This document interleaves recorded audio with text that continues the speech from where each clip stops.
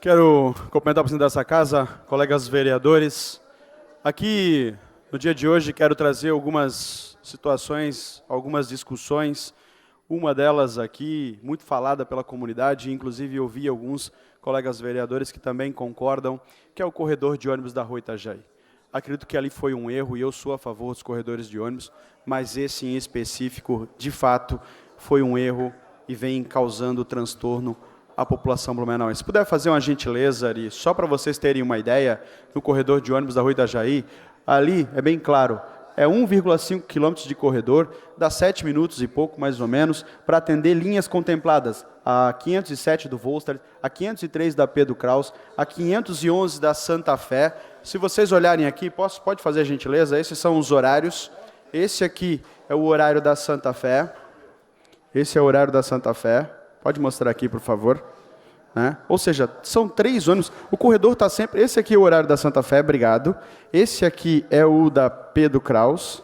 E esse aqui, sim, é o do Volstart. São 3 linhas e, com todo respeito, eu sei que é importante as linhas de ônibus, eu sei que é importante os corredores, mas eu gostaria que fizesse uma reflexão e que, de fato, o governo admitir o erro não é feio, volte atrás se for necessário, mas se faça um estudo ali, eu duvido. Eu fiz ontem... vereador Jans Mantel, eu saí daqui da Casa Legislativa às 17h15. A fila já estava, eu fui na contramão, fui em direção ao centro empresarial, a fila já estava lá no Museu Fritz Miller, para lá da Praça São Bento, estava na Praça São Bento, às 17h15. Corredor vazio, não tinha nenhum ônibus, poucos ônibus passaram.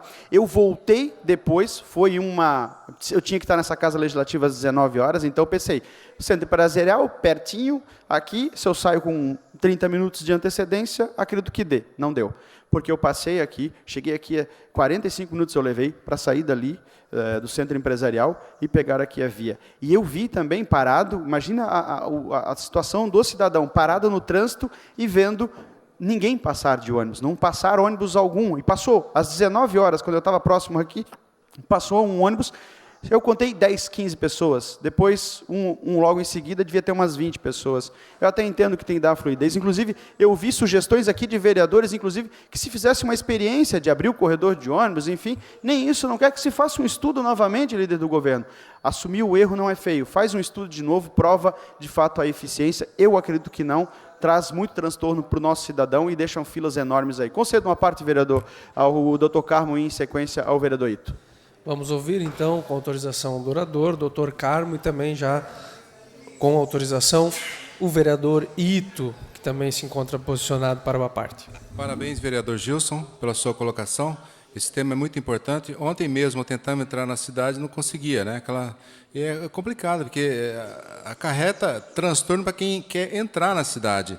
Lá em São Paulo, existem horários que o corredor é liberado, né? Poderiam fazer essa experiência aqui em Blumenau. Tem alguns horários que o corredor pudesse ser usado pelos carros normalmente, né? Obrigado. Obrigado, vereador. Incluo sua fala no meu pronunciamento. Se dá parte, presidente. Com o maior prazer. Vereador Gilson, ontem, o senhor fez um relato aqui, ontem aconteceu um fato comigo, com o meu assessor, nós estávamos voltando de Floripa, e teríamos que ir para Tatutíba às 19 horas. Chegamos na rua São Bento, cortamos por ali, pela São Bento, o carro parou, aquele trânsito enorme, e a fila não dava, era 6h10, 6h15, e nós já ficamos agoniados para não chegar tarde lá na reunião, e em torno de 6h20, mais ou menos, eu e meu assessor soltamos do carro e viemos a pé, enquanto o carro ficou na fila para chegar até a Câmara.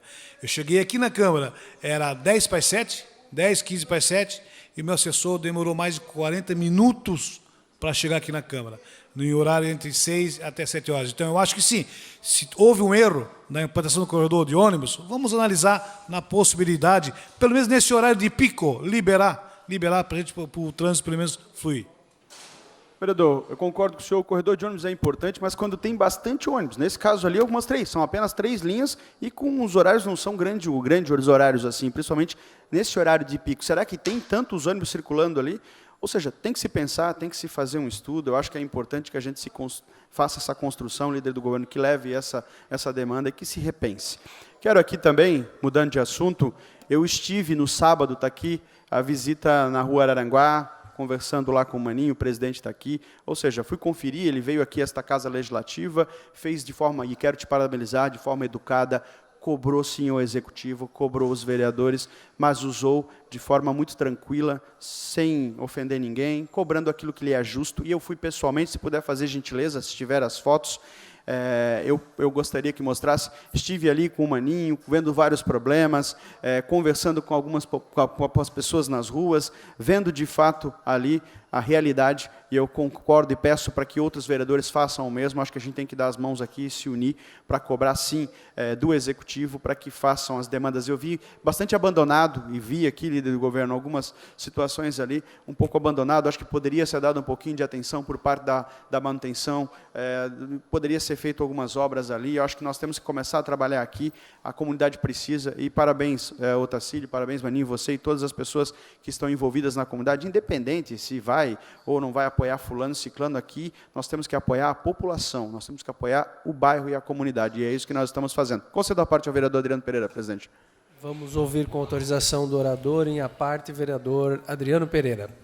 Vereador Gilson, quero cumprimentar pelo pronunciamento, estive com Vossa Excelência lá também na reunião de prestação de contas lá da Associação de Moradores, cumprimentar o Maninho aqui, plenário desta casa, e a sua diretoria, que vem buscando fazer um bom trabalho em prol daquela comunidade, e reforçar aquilo que a gente já falou aqui em outros momentos.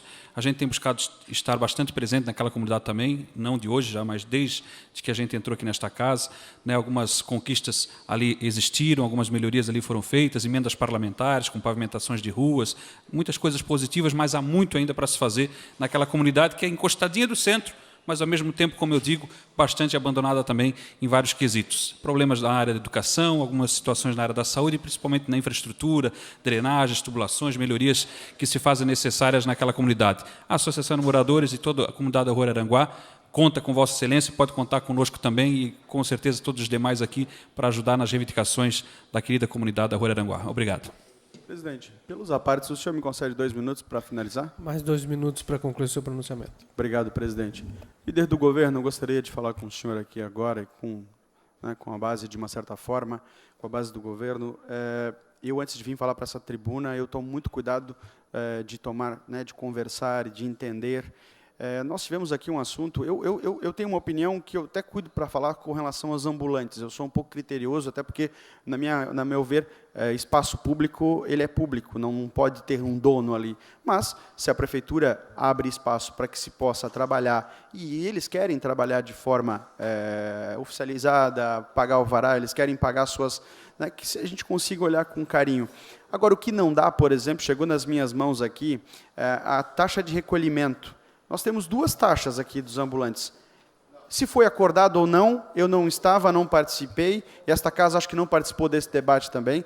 É dado aqui, olha só que absurdo, uma taxa de recolhimento, alvará para ambulante na Oktoberfest, R$ 717,90, vereador Ito. R$ 717,90. Está aqui, alvará recolhido pela cidadã, pelo ambulante que trabalha na Rua 15. 717. Ok. Beleza, para trabalhar na Oktober, foi acordado, eu acho que é importante, foi feito um sorteio, me explicaram tudo, as foram muito atenciosos, eu quero agradecer a todos. Depois aqui, magia de Natal, mais R$ 717,90, senhores, para magia de Natal. Mais 700. Aqui, desculpa, mas é gozação, né? Você cobra R$ 717,90 para Oktober, para magia de Natal, haja vender pipoca, haja vender churros para conseguir cobrir uma taxa dessa aqui. E aí, na Osterdoffen, na Páscoa, vão cobrar de novo? E aí, nas outras vão cobrar de novo e subsequente? E aí eu perguntei, por que não faz uma taxa única, alvará, durante um ano? Eles estão perdidos. Literalmente, eles estão perdidos. Não, a gente vai ver, vão fazer, ano que vem a gente vai trazer uma lei para esta casa, ou seja, mas vai trazer o quê?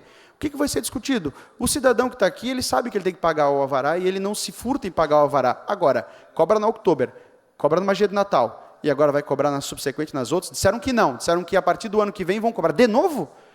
Tem que vender muita pipoca, tem que vender muitos churros para conseguir pagar as taxas que aqui estão e ainda sobreviver. É um absurdo, líder do governo.